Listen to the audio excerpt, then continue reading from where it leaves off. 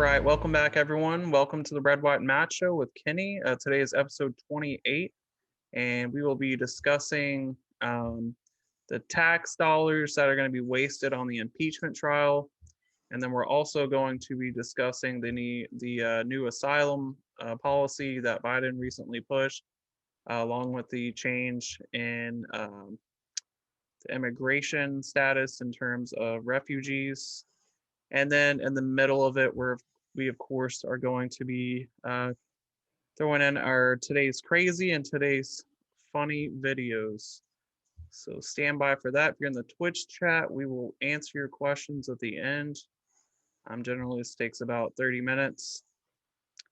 But let's go ahead and kick this thing off. All right, so impeachment costly and Trump innocent. Biden migrants okay during COVID.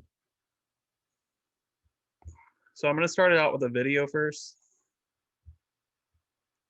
Just an intro for the impeachment trial. Hi, Carl. Well, the House impeachment managers have released their pre-trial brief ahead of those Senate proceedings against former President Trump that are set to begin next week. Now, in their document, they will say that President Trump's responsibility for the riots on January 6th is unmistakable. It goes on to say that President Trump's conduct must be declared unacceptable in the clearest and most unequivocal terms. This is not a partisan matter. His actions directly threatened the very foundation on which all other political debates and disagreements unfold. Now, in their case, they will try to rebut several of the arguments that President Trump is likely to make in his defense, including that this process is unconstitutional because he has already left office. The brief says that history, originalism, and textualism leave no doubt that the Senate does indeed have jurisdiction to hear this trial. President Trump is also likely to make the argument that he was merely exercising his free speech. The House impeachment managers call that argument a red herring. Now, Morgan, we are expecting to get a similar document from President Trump sometime today. We will let you know if and when we get it. Shepard Smith here. And, thanks for watching CNBC on YouTube. That was from yesterday, so it was Saturday, and that was basically the update to that was President Trump is not going to be testifying at the trial. And then I think he changed his set of lawyers, but let me go into the cost real quick and then we can go into further with the trial stuff.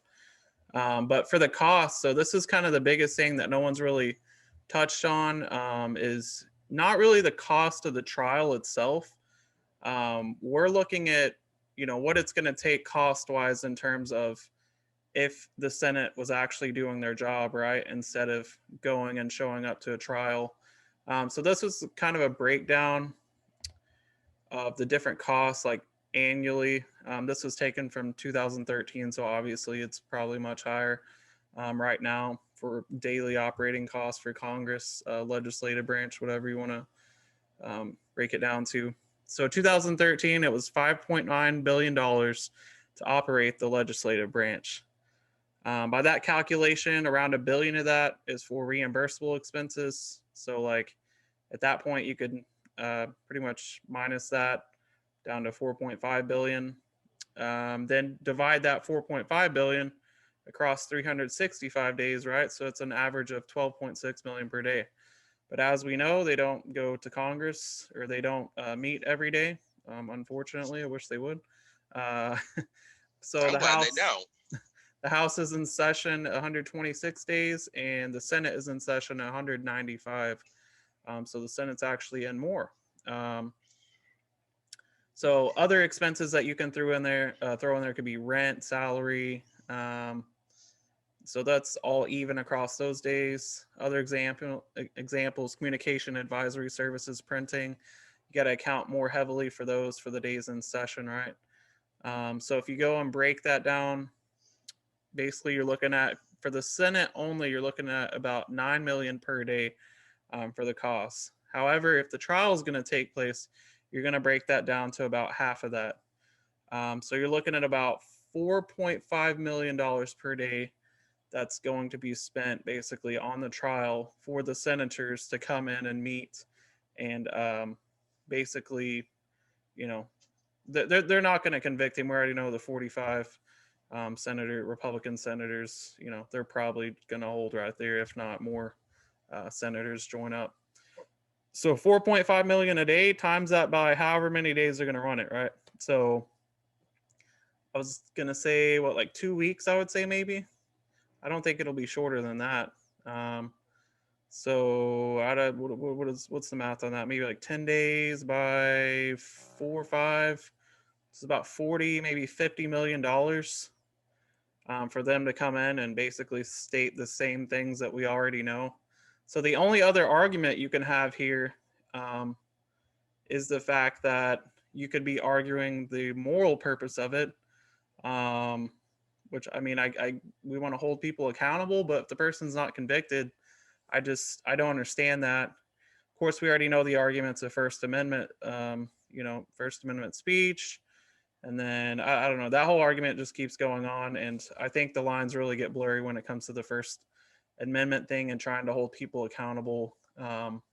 When we know there's been other Congress people, senators that have stated more abrasive things, more direct, more violent type of things towards other political members.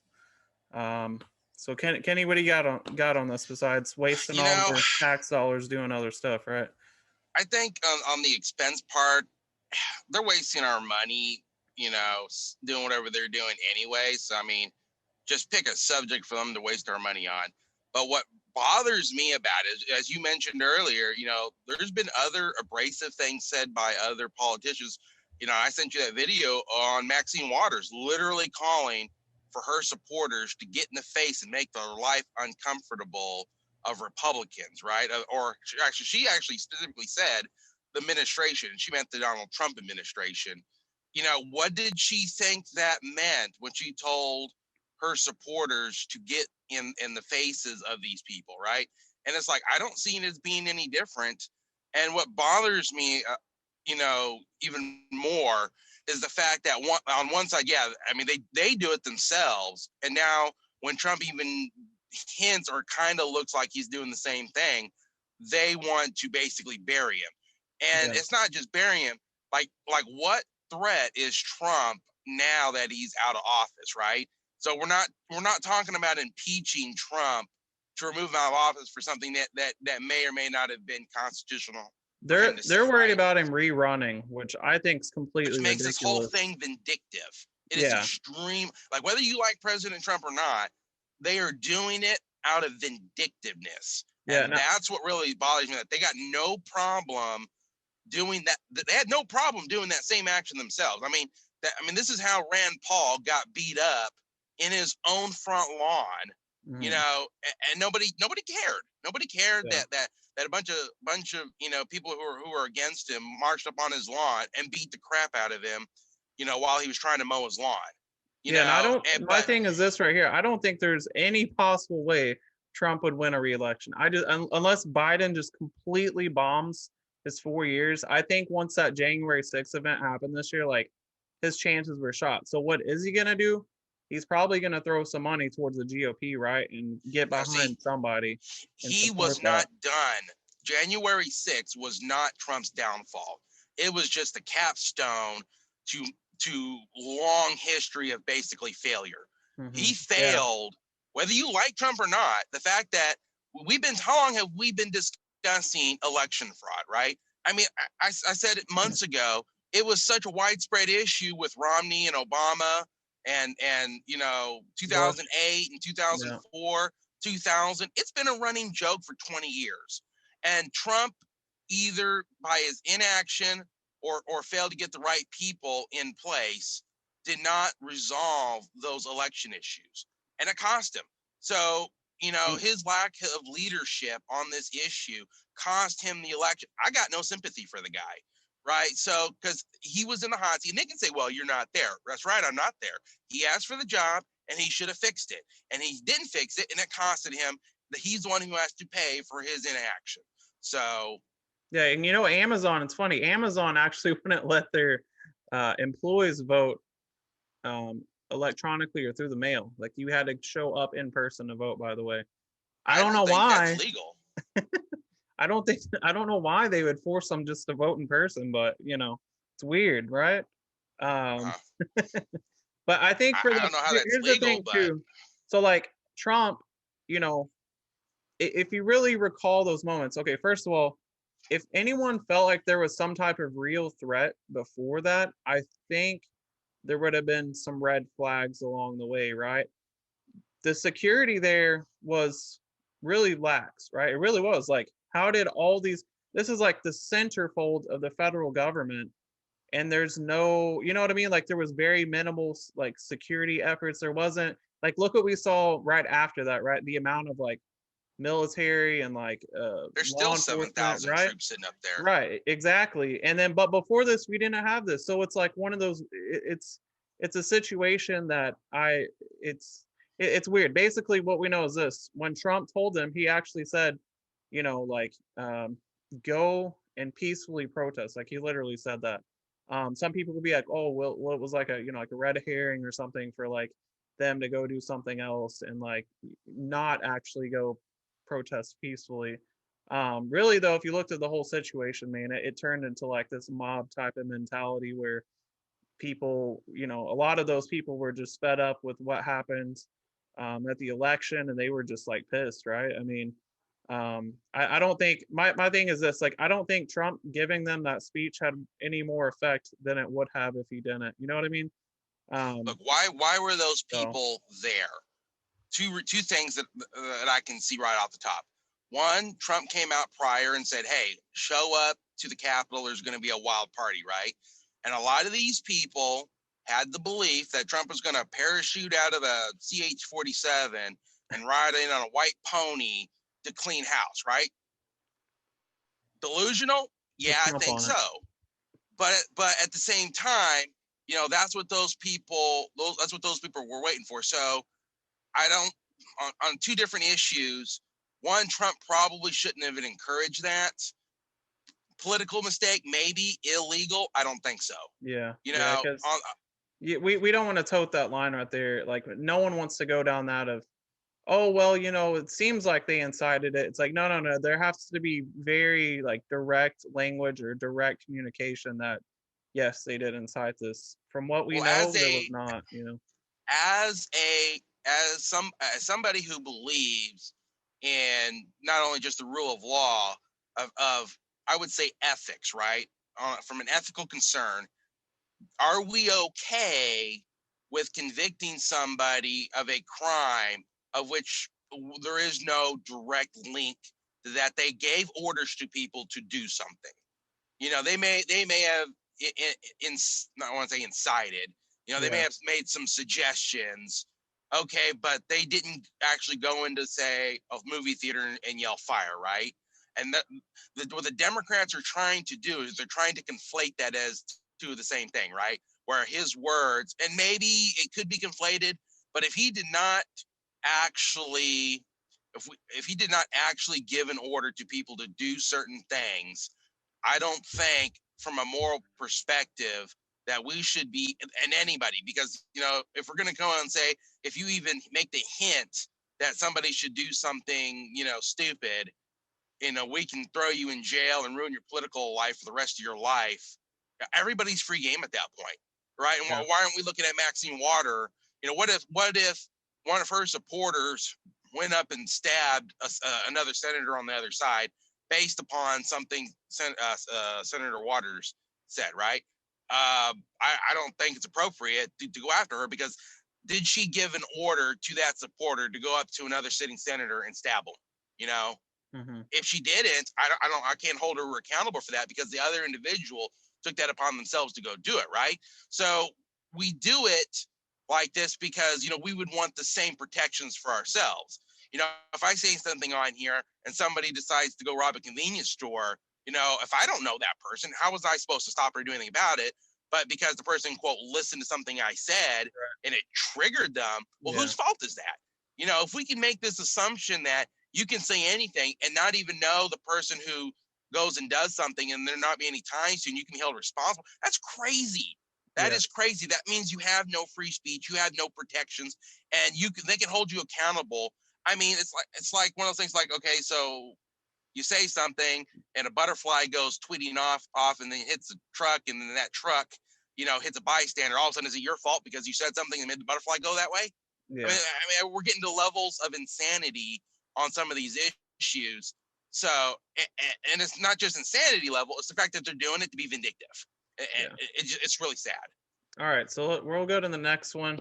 Well, like I said, nothing's going to happen with the trial, so we're just Nothing should happen because it is a farce, and the fact that there are millions of people okay with this screams to the level of depravity in our country, in my opinion. All right, so we're going to move on to this. So this is actually very graphic. So I know we have like a viewer, maybe two in here. Just to let you know, like after the initial part too, it gets even more graphic. So I don't know if you want to like turn down your volume, whatever it may be. Kenny, did you watch this? Yes, I did. Okay, so this was like in retaliation to like these neighbors that had like arguments in the past, and basically this was taken to the extreme, and it had to do with what was it, like the snow or something, snow shoveling or something like that. And this is like basically what happened. I think it's a video from like their security camera or something, but it also captured the audio. So very good audio, if you ask me. Here, I'll knock your ass out. Motherfucker. Fuck you. Fuck you, you fucking I'll scum. make your life a living hell living here, dickhead. What? You heard me. Fuck you, you fucking scum. You would probably... You're the fucking scumbag! No, You don't he's got a fucking gun bother with behind. nobody! He's got a gun behind him. He's a fucking... scum. You're a pussy. Fuck you. Pussy. Put Go ahead! Go ahead! Go ahead! gun down. Go so ahead! she pulled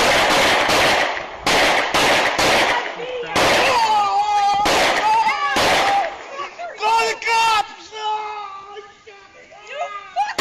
Yeah, real tough guy. Call the cops. You shot me.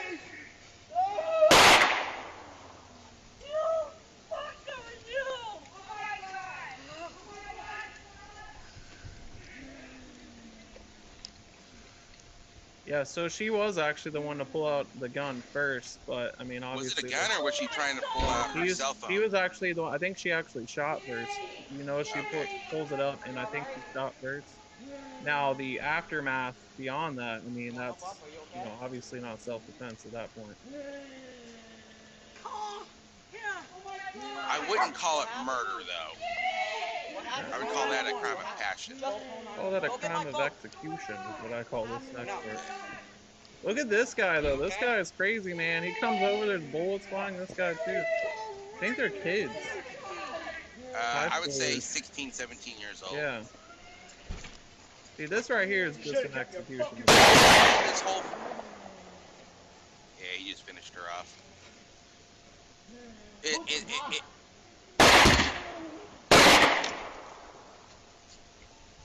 He really didn't like that other guy. Okay, but see, nobody here, even up until the last bit, realized the gravity of the situation that they were dealing with. Like the kids were like, go get my phone or whatever, right? Yeah. Not one person was like, well, maybe we need to get this person out of the middle of the road. Oh yeah. They're like, they're like walking around with a deer in the headlights. So there was no. It never hit home with them what they were dealing with. And I'm not trying to fault the kids for it. But I'm assuming too that they had brandished weapons in the past, because for that guy to also be armed, like that tells me they had like really gotten to a point that this was like completely out of hand. And like it's just, I don't know, man, it just screams to the reality nowadays of like what society maybe has moved to. Well, it's the fact that guy may have been brandishing again. He's not in film, so the first guy down in the lower left-hand corner is obviously, calling the guy out and calling him all kinds of dirty names. And I mean, that's what happens when you mouth off to people, who could potentially be a little unsettled, right? And the fact that he didn't try to de-escalate it, the guy probably pulled his gun on him and brandishing it, and the guy's just up there, giving him the finger, telling him what's up. Well, when you escalate not only a situation like, I'm not saying it's right, I'm saying this is where reality happens, and whether it's right or not, if somebody's brandishing a gun at you and you start calling him a pussy multiple times, at some point somebody might snap and start shooting at you again. And that lady or whatever, I mean, they both walk out in the middle of the open, so either they don't believe the guy, or they're going to do something themselves. Yeah. They walked, and I'm not saying it's right. Again, I'm not saying what went down here was right by any party. I'm saying at certain point reality hits back, and reality is a bitch. And people need to think about that, when they're going around. Because if this guy, whatever had occurred, had decided, you know what, I'm not going to egg this on, I'm going to go back to shoveling, whatever, he may still be alive today. And whether he had a right to get in the face of the other individual across the road is irrelevant. He's still dead. That's a reality he's going to have to deal with. It's a reality the people he lives with or potentially cared about him are going to have to deal with. That's reality, and that's what happens when you do stupid stuff. You win stupid prizes. Yeah, and this was up in Pennsylvania. We went to Chick-fil-A the other day, and there was this like guy, a lady was in front of him, and like he was behind her. He kind of got like caught out in the middle of the road, like the light turned red, and he just was kind of sticking out in the intersection, and like the dude was like laying down on the horn, and we were at the light that was about to like leave, but he was on my left, and like he was just like on the horn like continuously. Guy from a foreign country, but I like rolled down my window. I'm like, hey dude, like just like chill out, like you don't But like see, you don't need to do this, like. So you it's just never crazy. know what somebody else is going through, right? And I know it's sometimes when you are in the right, you get these feelings come up to be like, hey, this guy needs to move, he needs to get his stuff together. But on the flip side, you never know what somebody else is going through. That guy across the street could have just found out that his brother, committed suicide or something, right? And he's just devastated, and he walks out his door and there's people shoveling snow into his driveway, and it just ticks him off, right? This is why I always tell, especially some of my other guys, it's like, look, whether it's right or not, sometimes you gotta suppress that anger and just be kind to other people, because you never know what's going to set somebody off. And those two people, they thought they were in the right. They didn't give a hoot, and they were going to give that guy the bird, and they paid for it. Whether or not it was justified, they paid for it. Whatever was going on in that guy's head, because they decided to be jerks themselves about it. All right, so this is Super Bowl ad that SNL made. I think it came out last night, but it's pretty good. Obviously not one that's actually going to air.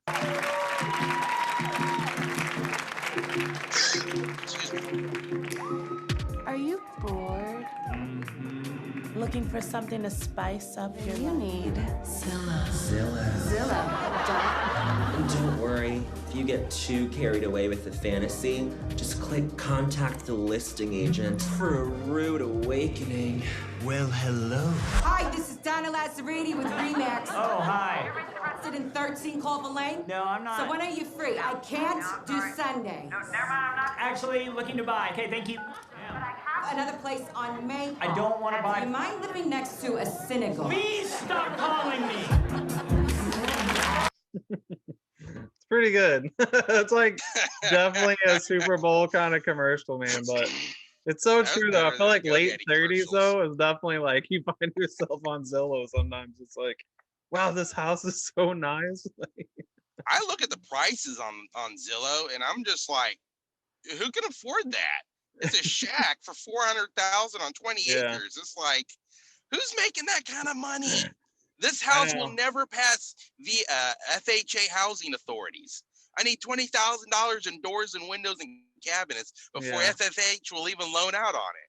Yeah, I'm like, y'all want how much? I feel like most, like our generation, man, millennial, I feel like so screwed for like home buying. Like I really believe that. It's just like, I don't know, prices of homes are so expensive, and it's like, oh, you have to make, this much put down and like all this closing costs, it's like, just gonna rent forever. Well, when 90% of we have student loans. Well, it's like, okay, so in order to get like an FHA, what we call a conventional housing loan, right? You got to come up with like 3%. Right. 90-something% of the population of America can't come up with $400. How are you coming up with 3% on a $400,000 house? Yeah. You know, I mean, if you even look at some of these houses, because I've been looking Only at buying half a of house us for a have long like time. $1,000 in savings. Yeah, it's like I need to come up with how much. So 100, let's say a standard house is $120,000, right? Well, 3% of that's like almost $4,000. Yeah. So it's kind of like, well, Hey, most those people don't STEMI even have checks, 1/10. man. Those STEMI checks, Kenny. Yeah, well, I don't have 6 kids and a wife, so at least not yet. I'm working on it. Hey man, But that's the way to go. The rate that they're going at. Hey, maybe more kids is better with these stimulus checks. They won't ever end, huh? yeah, but it's like it's okay, but you got to come up with $4,000 to get a standard house. But I've looked at a lot of these houses that are like, I would say in my price range, right? Because conventionally you don't want to spend more than a year's salary on a house. Yeah. And so, which let's say my salary is going to be $50,000-$60,000. When I'm looking at buying something comfortable, you look at some of these $50,000-$60,000 houses, it's like there's no way FHA is going to loan on this thing, right? Because FHA, they won't, in order to qualify for a government-backed loan with a down payment that's like under 3% or right around 3%, the house has to be move-in ready, and those just don't exist. So if you don't qualify and you have to go through like a standard housing loan, they want as much as 10 or 20%. Yeah, 10 to 20%, which is up there, man. $10,000. Who's got $10,000 these days? I think that's only low. for like $100,000 house. You know what I mean? Yeah, that's only for that. That's at the bottom. If you're looking at 200 to 250,000, which is going to be 250,000, going to get you a nice house these days, right? It's going to be a good moving house. You're going to be able to, but you're talking 10% is $20,000. It's like, that's why I rent. I got a nice apartment or whatever, $700, call it a day. I was like, I can sit here and live like this, forever, basically. All right. But it's hard. You look at you'll see all that. I don't know, get down that road. All right. So last article we have today, Wall Street Journal: Biden withdraws from Trump's agreements to send asylum seekers to Central America. So they also have President Biden is ending agreements signed with the Trump administration that allowed the government to send some people seeking asylum in the U.S. to Guatemala, Honduras, and El Salvador. We had an agreement with these countries. The Trump administration said asylum seekers should ask for protection from countries they crossed before reaching the U.S. border. So that was Trump's policy. Officials now worry that if done correctly, the changes could spur a surge of immigrants from the region. Such a surge, analysts say, could create a crisis for the Biden administration as it pushes to implement its program. Since the start of the pandemic, the U.S. has been quickly expelling nearly everyone apprehended at the border or seeking asylum under a public health law to prevent the spread of COVID-19. Earlier in the week, because they believe in science, right? Earlier in the week, Biden said he will increase the number of refugees the U.S. brings in each year from 15,000 to 125,000. That number would be higher than that under President Barack Obama by 15,000. Overall, border apprehension numbers have been rising. The number of unaccompanied minors climbed from 1,530 in October 2020 to over 3,364 in December, 2 months later, a 120% jump.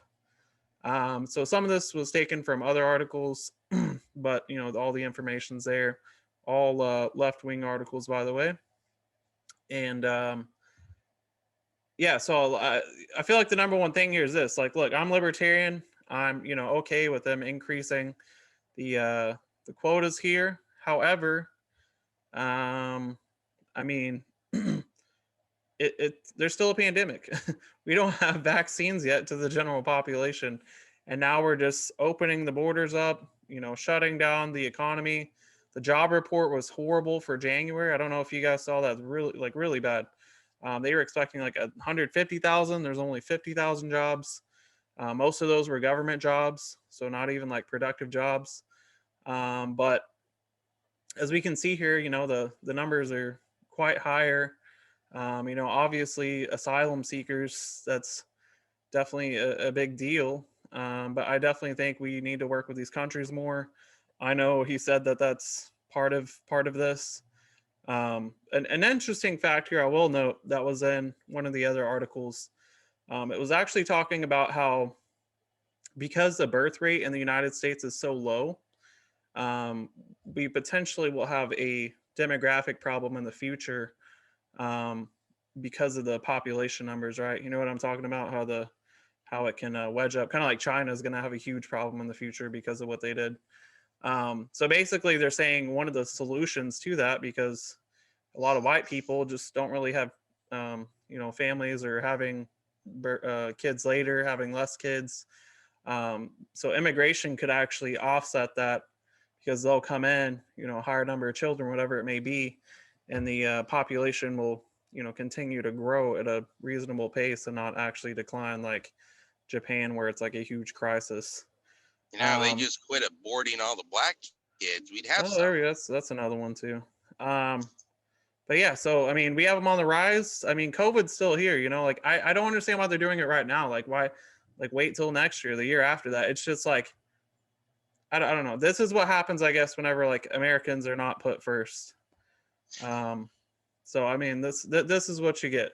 And I was in the grocery store yesterday, and I saw this like kid. He was like maybe 12, had a Biden Harris T-shirt, and I'm like sitting there thinking, I'm like, just let you know, guys, like when prices start to go up, there's a reason why I didn't vote for Biden. Like there's a big reason, because we got oil prices are starting to go up already. We're on the way. We're on the way, right? Okay, let's break some. Well, let's just talk about some reality, okay? Since the beginning of this pandemic, like 9 or 10 months ago, however long it's been almost a year, I guess. But for the last 9 months, I don't care what anybody says. The unemployment rate cannot be 6% if you have been bleeding off a quarter of a million jobs every week completely for 40 fake. weeks. Yeah. That's not possible. And if this is the caveat to it, every month they tell us they add 1.5 million jobs, right? Okay, if every month, the month is the key part, every 30 days, you're adding 1.5 to 2 million jobs, right? But if you are bleeding off 750,000 every week, well, there's 4 weeks in a month. So what is that? 3.5 million jobs lost every month? Yeah. And they come back and say, well, we added 1.5 million jobs. You still lost 1.5 million people. So let's do that. Peter Schiff was talking about that, how less and less people, they're just dropping out of the job market. You know what I mean? They're just dropping out. Well, see, and they're not being counted. Last week or the week before last, 950,000 jobs were eliminated. Not eliminated, first time unemployment, which means they have never filed for unemployment before. 950,000. I don't care what any administration says. If you are bleeding jobs off like that, you cannot tell me our unemployment is 6%. If that's been the case month after month after month, and yet out of the same breath you say, but we added 1.5 million jobs this month. Okay, but you still bled off 3.5 million. Okay, so there's a disconnect between, and this is why I've been saying, for months now, that the unemployment or underemployed, meaning people who got fired and then took up a job but are not making as much money as they used to be, is between 30 and 38 million people just by running the government's own numbers. So, and now like I said, I'm very sympathetic to people wanting to get out of poverty. I'm very sympathetic for people wanting to get out of high crime areas. I'm very sympathetic people just want a better lifestyle, right? But for the federal government to import more poor people without taking care of the poor and homeless we already got, from, whether or not you agree with these people, maybe you think they're lazy or whatnot, they are still American citizens first. So we are putting the citizens of other countries above our own citizens. And whether or not, like I said, whether or not you agree that our own citizens deserve what they got because they're lazy, they make poor life choices, they're still Americans. And we're, thanks for watching. show. But you see what I'm saying? And now that they want to import more of them, but here's another reality check. Okay, so every year there's what, 3 million kids born in the world. Of like 90% of those are going to be born into families that make less than $1 a day, which is considered, extreme poverty by the World Health Organization, I believe. Don't quote me on that one.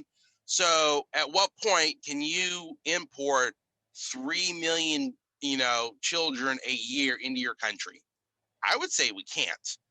And, as much as we would like to help them, and the other side of that is, how far does the dollar go in Venezuela versus, downtown Chicago? Or maybe $1 goes far in Chicago. I don't know.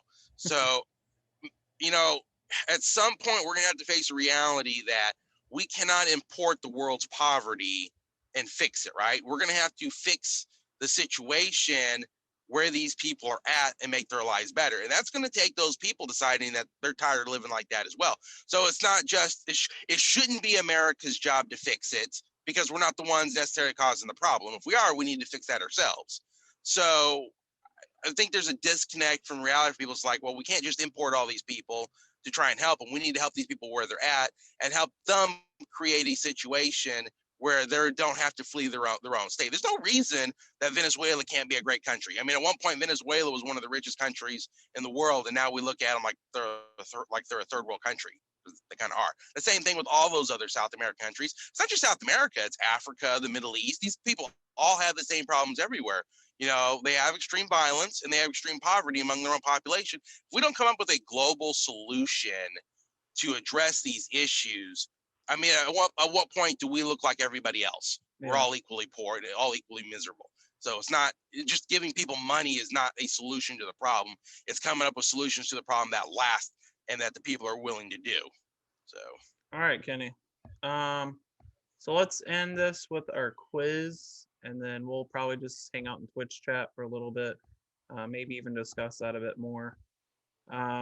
So I'll go first. So for the very first Super Bowl, which was in 1967, what were the two teams playing, and where or which city did they play in? Ooh, for some reason, I want to say it was in Arizona or California. It was the Green Bay Packers that beat the Kansas City Chiefs 35-10 at the Los Angeles Memorial Coliseum. That was January 15th, 1967, the very first one. Packers, Chiefs, LA. So Green Bay won it, very first one. What do you got for me? Oh, yeah. How much does a fully loaded semi-truck rolling down the roadway? Oh, man, that's... let's see. So, a fully loaded one? Yep, fully loaded semi to max gross weight. Legally, without overweight legally, permits. Okay. That's what I was going to say. 18,000 pounds? Kind of close, but not really. 80,000 pounds. 40 tons. And that's right. legal? So a reality check for people. Yep. That is the max legal weight without having an overweight permit in most states on the interstate. Wow, that's a lot of weight. But here, this is now. What do you load it up with? Is the you got reality 80,000 pounds in there. What's well, in there? my truck and trailer dead empty weighs about 36,000 pounds, so I can put about 44,000 pounds of garbage in the back, whether that be toilet seats or TVs or TV meals, right? Okay, so but I guess the reason I brought it up is there's certain things we call reality, right? If you pull out in front of a truck and you slam on your brakes and you think that semi behind you is going to stop, you got another thing coming. Whether you like it or not, if you do something stupid, sometimes reality smacks you really hard and there's no going back from that, right? So, people should be, I want to encourage people to think about what they're doing before they do it, because there's some mistakes you make and there's nobody can help you except Jesus. So, and you might have to, ask him that personally when you get up there. All right, so let's end the recording stream. So we'll end this and we'll switch to Twitch stream. Talk to people, maybe look at some news, what's going on. Maybe go back to the immigration thing too. Yeah, so that's all we have for today's show. It'll be up on YouTube tomorrow. hopefully in the morning. So that's all we have.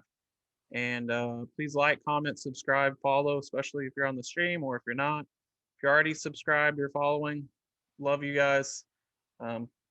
Appreciate you guys coming back. Hopefully you like our content. We've adjusted, changed over time, so we think it's probably better. Other than that, this has been another American experience, and have fun watching the Super Bowl today, or I guess tomorrow if you're Packers. watching tomorrow. Packers, they're not even in it. Hey, thanks for watching the Red, White, and Matt Show with Kenny. Please like, comment, subscribe, and stay tuned for another American experience.